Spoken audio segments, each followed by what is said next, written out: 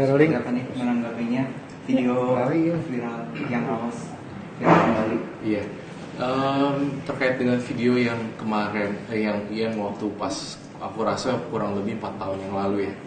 4 tahun yang lalu dia pernah ngomong ini di media dan akhirnya mungkin yang bersangkutan juga lagi kena masalahnya seperti itu sih. Sebenarnya waktu pada kala itu memprediksi itu sebenarnya juga melihat kondisi yang sudah ada sebetulnya sih seperti itu.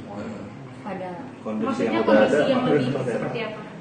Jadi gini, ketika saya melihat dia pada waktu itu gitu, jadi sebenarnya aku udah ngerasain adanya gonjang-ganjing.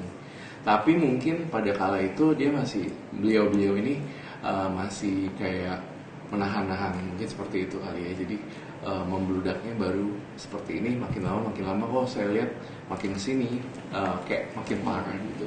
Itu yang aku rasain sih.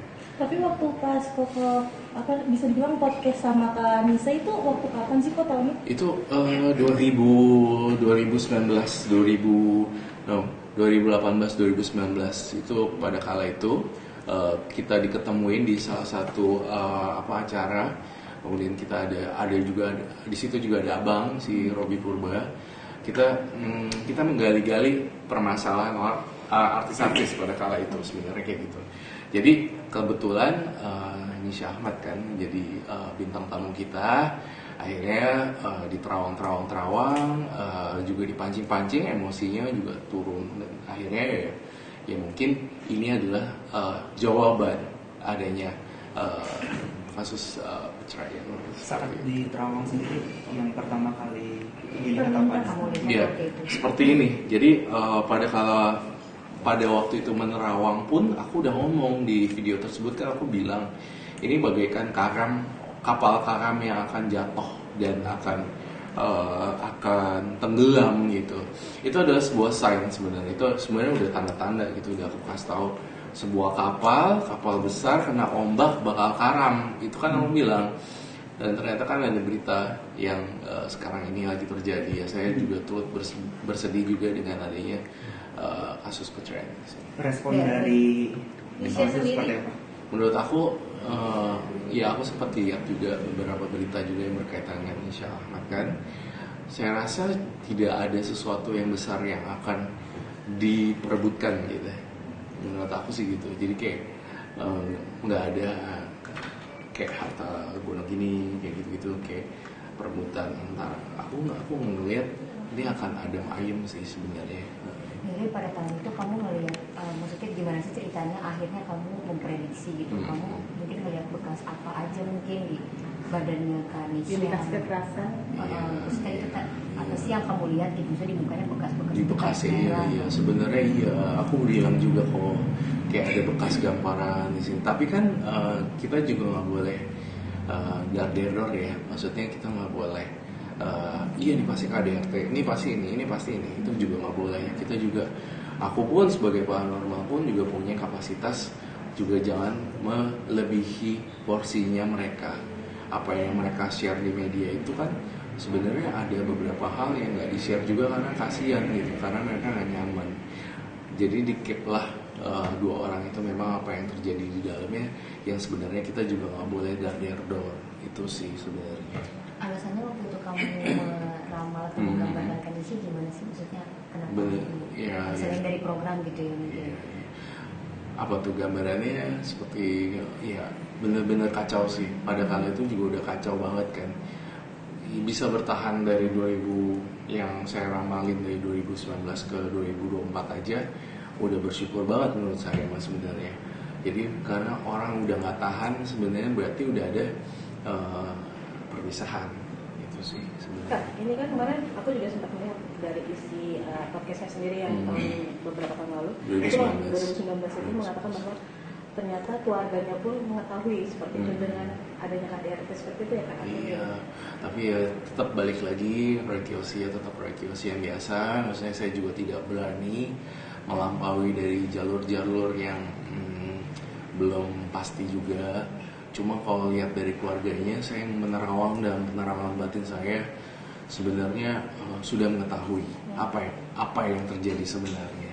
Entah itu KDRT entah itu pihak ketiga atau rasa bosen kayak gitu-gitu, pasti mereka udah tahu lebih dalam sih daripada kita yang orang luar kayak gini gitu. Jadi waktu kamu beramal berapa tahun lalu ya, kamu sempat ngeliat nggak sih kalau pernikahan Kanisha itu berakhir di pengadilan gitu? Iya. Itu udah kelihatan. Udah kelihatan. Di dalam ramalan aku waktu itu, aku sudah meramalkan ini pasti akan karam nih kapal rumah tangga lah ibaratnya gitu kan. Ini pasti akan karam. Tapi ya tetap gitu, si seorang Nisha Ahmad yang saya kenal itu tetap kayak bersifat apa ya, I'm okay gitu, kayak ya gitu sih, lebih kayak nggak apa-apa, I'm okay, ya. Dengan ramainya kabar cerainya Kanisha, udah sempet tegur-teguran atau kontak lagi? Belum, udah lama juga.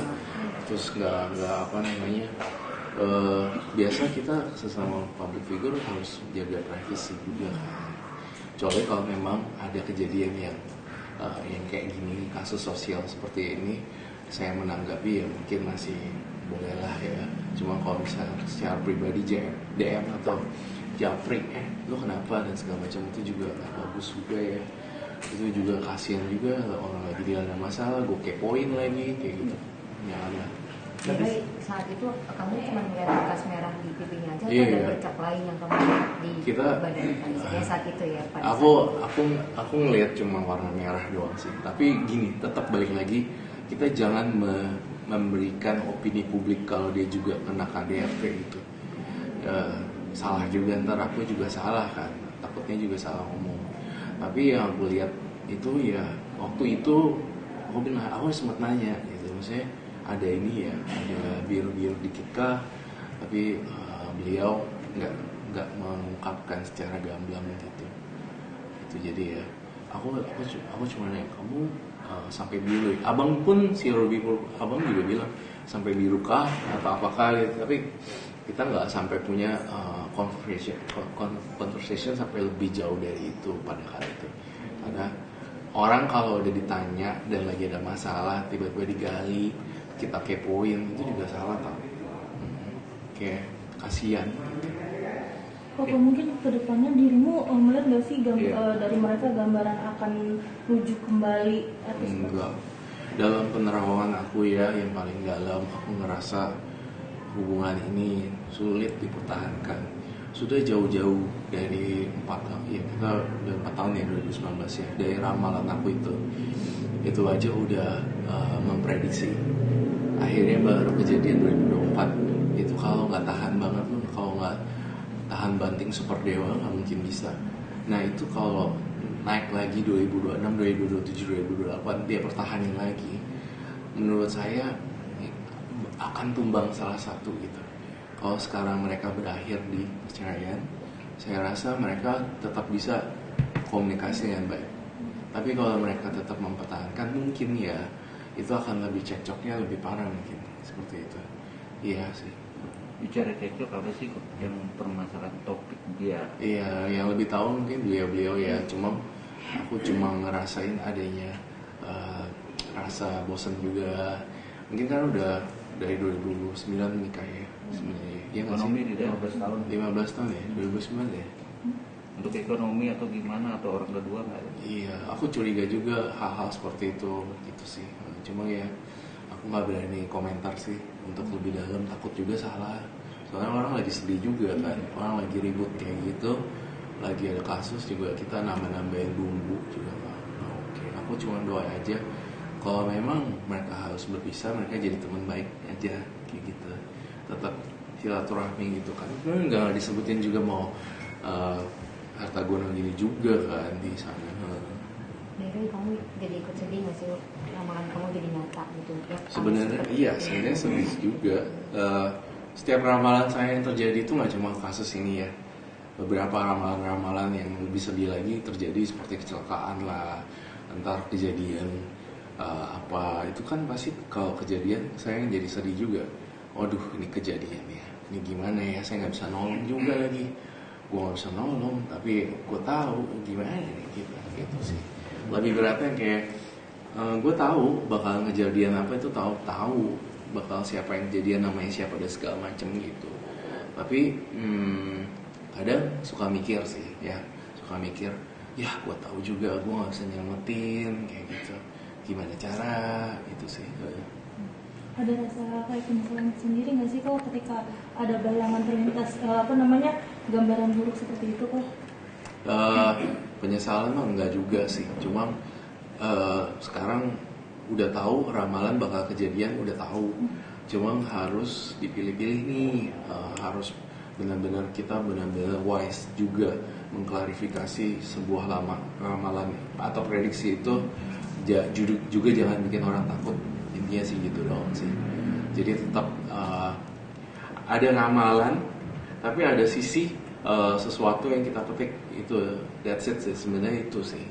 Kalau misalnya makin lama makin digodok, iya nih yang itu selingkuh nih, ada pihak tiga gitu kayak gitu kan, sedih juga ntar orang yang baca berita keluarganya jadi kesel. Itu sih. Saat ngobrol saat itu kamu sendiri melihat reaksi Nisa tuh seperti apa, merasa sih merasa sih kayak tertekan? Iya. Pada kala itu ketemu beliau, aku ngerasa dia mau nangis gitu, sedih banget buset dah. Kayak iya maksudnya bener-bener perasaan feeling yang kayak sedih gitu loh, kayak perasaan yang bingung mesti ngomong apa, kayak hal-hal seperti itu. Jadi tapi tetap di cover kayak I'm okay gitu. Tapi tetap kelihatan aja kalau orang lagi sedih, matanya kelihatan sama perasaan dari cara bahasanya gitu. Itu pada kala itu aja udah aku ngerasain kesedihan ya. Apalagi sekarang pasti kan juga lagi sedih banget, lagi tergoncang kayak gini. Tapi setelah itu ada curhatan atau dari Kak sendiri memberikan saran gitu? Enggak. Saya cuma menyarankan untuk mereka sekarang, apapun yang mereka pilih untuk berpisah adalah hal yang terbaik. Ya udah. Tapi saya doanya adalah walaupun sudah berpisah pun tetap jadi teman baik, dan saya ngerasa mungkin memang ini jalan yang terbaik.